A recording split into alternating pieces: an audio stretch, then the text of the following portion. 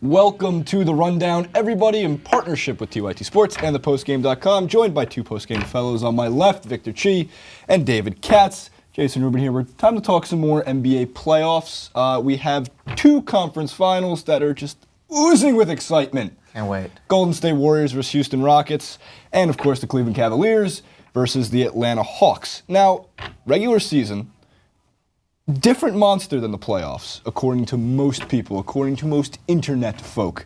But what happened in the regular season is interesting because the Golden State Warriors beat Houston all four times by an average of 15.25 points.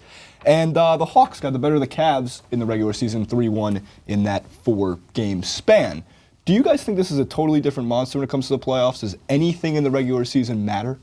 In the NBA, let's be real, these guys aren't really playing till the last 5 minutes of the game during the regular season. Well, if you're looking at some of these matchups, which I believe took place in December, that is not a time of year where these guys are necessarily laying it all out on the line. So I think you have a completely different animal in the playoffs. You're going to see a totally different level of intensity. I think you'll see the games officiated a little bit differently. And at the end of the day, this is going to come down to execution and physical toughness and duration and who's kind of made it through the season healthy to be here at this point. Well, speaking of health, Kyrie Irving is committed to playing. He said he is going to go, although he's got some knee issues, he's got some foot issues. I'm curious how that's going to play out because if Kyrie, when he does play game one, if he goes down at any point in this series, that's going to go on to David Blatt or head coach LeBron James, in my opinion. In terms of, it's not like they need Kyrie to win this series. And personally speaking, the 2007 Cavs had LeBron James and only LeBron James. Drew Gooden was their second best player. This team is entirely better than that. You don't need Kyrie for game one. I think you should sit the guy for 2 or 3 games, get him healthy, because you're going to need him if they win this series against what would hope to be the Golden State Warriors. Vic, your curiosity here. When it comes to the playoffs, they are, and I agree with you, David, 100%, because an example is Kyle Korver. Kyle Korver, who is going off an unbelievable season during the regular season, can't make a shot if his life depended on it at this point. But do you think home court advantage is actually going to make a difference in this series compared to what's happened in the past few weeks where away teams have been winning? I think the home court issue could be overstated sometimes. Just going back to last year, it's not isolated to this year. Like that Portland-Houston series last year. I mean, Portland just goes into Houston and kind of steals a series from them by winning the first 2 games there. I mean, even the Nets won last year. Their first-round series did not have home court against Toronto. So, I think home court is something that comes more into play when it actually comes down to a Game 7. The lead up to that, and especially now, we talked about this in another segment, there's no longer places like Chicago Stadium and Boston Garden where there's a legitimate home court advantage where, Red Auerbach is cranking up the heat or cranking up the AC and freezing out or sweating out the other teams and dead spots on the parquet floor, and Chicago Stadium was eating up the fire code. Right. And, if you go to some of these places, nobody's really afraid of playing.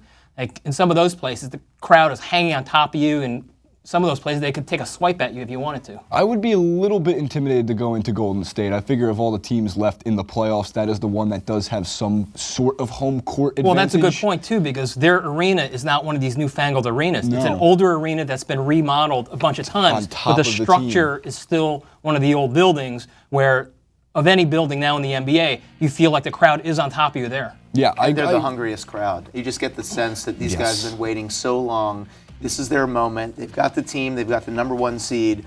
I think everyone's looking at this saying those fans are anticipating this is their moment. And if you look at the state of the 4 teams in total remaining, you've got to give the edge to the Warriors. Well, yeah. So those fans are feeling it. That's a great point, too, about the Warrior fans, because they've had a lot of down years, and their attendance never really took a nosedive. Like, you see some of these NBA teams, they're in the lottery every year, and they're begging people to show up.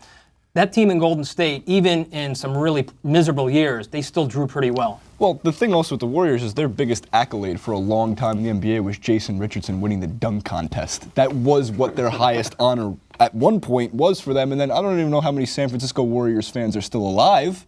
You mean it wasn't Latrell Sprewell choking PJ Carlesimo? Well, that's another accolade of sorts. It definitely would have won some sort of internet award in today's day and age. Can't hate on Latrell Sprewell, though. He did a couple good things for my Knicks back in the day. So, again, it comes down to at least I think it comes down to, is it all on LeBron again? Because we've seen the trend with how winning really is affecting who's trying to be one of the greatest to ever play the game. And this is a guy who's trying to go to his 5th straight NBA Finals. He's won 2 of them. We've been through the stats. We've been through the info. If LeBron gets there and falls short, is it all his fault?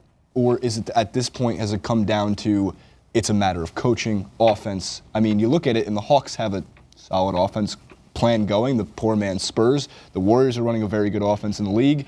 The Rockets, I'll bite my tongue, and the Cavs. So that's, I guess, my question here is it all on LeBron?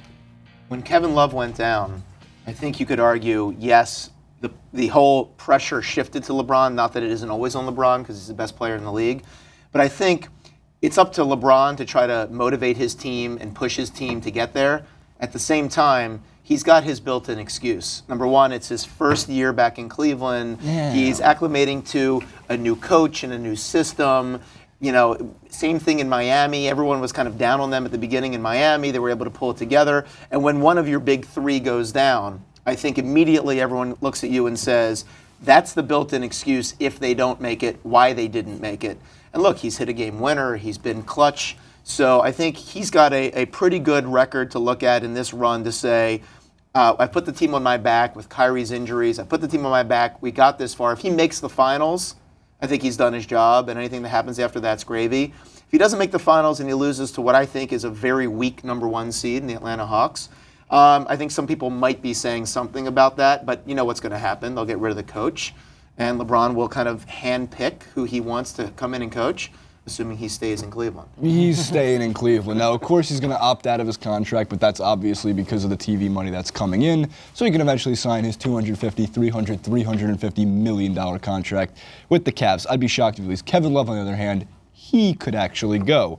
Although the crowd gave him some love, asking, I mean, it seemed like when he was out, they really truly have missed what Kevin Love could do. We all have missed the outlet passes that provide us top 10 highlights every single night. They were a more fun team to watch with Kevin Love, but again, when all eyes are on LeBron James, that's what this playoff comes down to. I don't even need to ask this question, so I'm going to speak for you guys. We all want to see the Warriors versus the Cavaliers. Nobody in their right mind, except for about 3 commenters on this channel, want to see the Rockets versus the Hawks in the NBA Finals. Am I wrong here? Yeah, we were just talking before we started rolling that if it ends up being Hawks-Rockets, that the TV is going to go back to the 11:30 tape delay in the pre-Magic Bird era. I'll be able to read about it in the morning paper the next day. Yes, I do know what a morning paper is, David. That's been The Rundown with Victor Chi, David Katz, Jason Rubin. Make sure to check out both of the channels on YouTube, the Postgame Network and TYT Sports. You can click on David to subscribe to the Postgame. Click on myself to subscribe to TYT Sports.